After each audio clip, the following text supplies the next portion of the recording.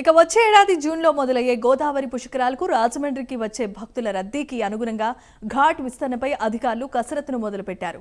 VIP ఘాట్గా గత 2015 పుష్కరాలకు కేటాయించిన సరస్వతి ఘాట్ను ఈసారి భక్తులకే కేటాయించాలని భావిస్తున్నారు. అయితే ఈ సరస్వతి ఘాట్ను ప్రక్కనే టెంపుల్ సముదాయం ఉన్న గౌతమి ఘాట్తో అనుసంధానం చేయాలని ప్రతిపాదిస్తున్నారు. అలా చేస్తే సరస్వతి ఘాట్, గౌతమి ఘాట్ కలిపి 1 కిలోమీటర్ మేర పుష్కర స్నానాలకు పెద్ద ఘాట్ ఏర్పాటవుతుందని అధికారులు భావన.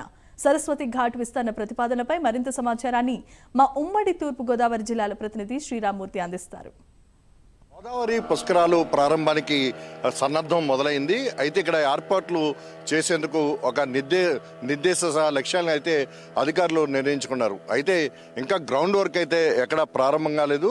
ప్రస్తుతం అధికారులు అయితే ఈ సమీక్షలు అయితే కంటిన్యూ చేస్తున్న పరిస్థితి ఉంది.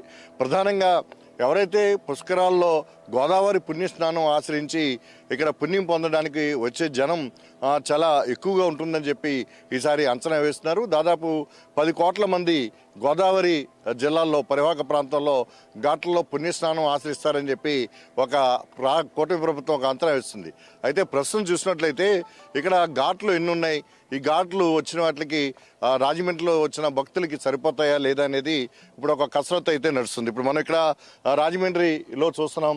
గతంలో ఇది వీఐపీ ఘాట్, అంటే కొత్తగా గత 2015 పుష్కరాలకి కొత్తగా నిర్మించిన ఘాట్ ఇది. అప్పట్లో ఇది వీఐపీలకి అంటే ముఖ్యులకి ఇక్కడ ప్రత్యేకించి ఈ ఘాట్ని కేటాయించారు.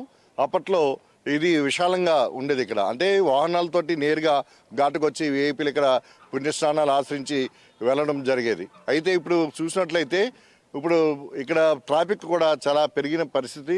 అలాగే రైల్వే ట్రాక్ ఆనుకుని ఈ ఘాటు ఉంటుంది. అయితే ఇక్కడ గతంలో ఉన్న ఖాళీ స్థలాన్ని ఒక పార్క్గా అభివృద్ధి చేసిన నేపథ్యంలో ఇక్కడ ట్రాఫిక్ కూడా కొంచెం ఇబ్బందికరమైన పరిస్థితులు కూడా ఇప్పుడు ఉంటాయి. దీంతో ఇక్కడ వీఐపీ ఘాట్ని అటు ఎగువన గోదావరికి పుష్కర్ ఘాట్కి ఎగువన అంటే కోట్లంగాల ఘాట్కి ఎగువన కాతేరులో ఈసారి నిర్మించాలని ఒక ప్రతిపాదన చేస్తున్నారు. అయితే ప్రస్తుతం మనం చూస్తున్నాం ఇక్కడ అంతకుముందు 2003లో గౌతమి ఘాట్ వీఐపీ ఘాట్ అని గౌతమి ఘాట్ పెట్టారు.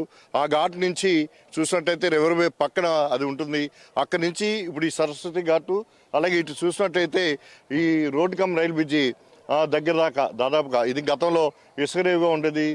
గత 15 ఏళ్ల క్రితమే ఇక్కడ ఇసుక రేవుని తొలగించిన పరిస్థితి ఉంది.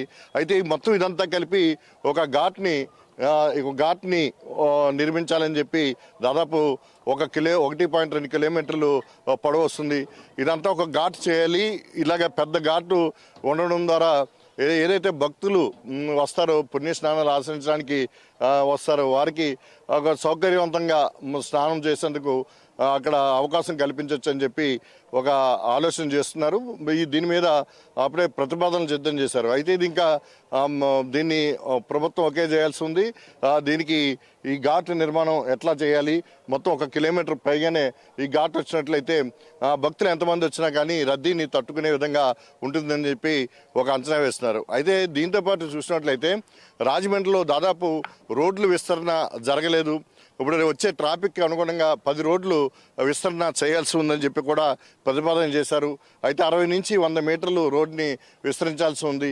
ఇది కూడా ఈ ఏడాది లోపల ఈ పనులు అవుతాయా లేదనేది ఒక సందిగ్ధత అయితే నెలకొని ఉంది. అయితే ఇటు చూసినట్లయితే మొత్తం రాజమండ్రిలో గత పుష్కరాలకి చూసినట్లయితే కోటిలింగాల ఘాట్ని దాదాపుగా మొత్తం చిన్న ఘాట్లన్నీ కలిపి 1.2 కిలోమీటర్లు పైగానే మొత్తం ఏకఘాటుగా చేయటం వల్ల భక్తులు పెద్ద సంఖ్యలో పుణ్యస్నానాలు ఆచరించడానికి అప్పట్లో ఉన్న భక్తుల రద్దీని తట్టుకునేడానికి సాధ్యమైంది. అయితే ఇప్పుడున్న పరిస్థితుల్లో అందరూ కూడా గోదావరి పుష్కరాలు అంటే రాజమండ్రి వైపు చూస్తారు, పుష్కర్ ఘాట్లోనే స్నానం చేయాలని చూస్తారు. కానీ గోదావరిలో ఎక్కడ చేసినా పుష్కర స్నానం చేసినట్టే పుణ్యం వస్తుందని చెప్పి ఇప్పుడు ప్రభుత్వం కొత్తగా ప్రచారం చేపడుతుంది. ఎందుకంటే అందరూ కూడా ఒకే చోటకు వచ్చినట్లయితే ఎక్కువ రద్దీ పెరుగుతుంది, దీనివల్ల ఇబ్బంది కూడా ఉంటుందని చెప్పేసి ఒక ఆలోచన. అయితే ఇప్పుడు ఈ ఘాట్ల అభివృద్ధి మీద ప్రధానంగా దృష్టి పెట్టారు. వాస్తవానికి చెప్పాలంటే ఇప్పటికే ఈ ఘాట్ల అభివృద్ధి పనులను మొదలుపెట్టి చేస్తూ ఉన్నట్లయితే ఆ సమయానికి పూర్తయ్యే పరిస్థితి ఉంటుంది. ఇప్పుడు పుష్కరాలు జూన్ ఏదైతే 26వ తేదీన ప్రారంభం కాబోతున్నాయి. జూలై 7వ తేదీ వరకు కూడా ఇది పుష్కరాలు కొనసాగుతాయి వచ్చే ఏడాదిలో. అయితే ఈ మధ్యలో వర్షాకాలం అలాగే వరదల కాలం ఇవన్నీ తీసేస్తే చాలా తక్కువ సమయమే ఈ పుష్కరాల ఏర్పాట్లకు ఉంటుంది. ఈలోగా ఈ పనులు అవుతాయా లేదా, ఈ ప్రతిపాదనలన్నీ సిద్ధమవుతాయా లేదా అనేది ఒక ప్రశ్నార్థకం అయితే నెలకొని ఉంది.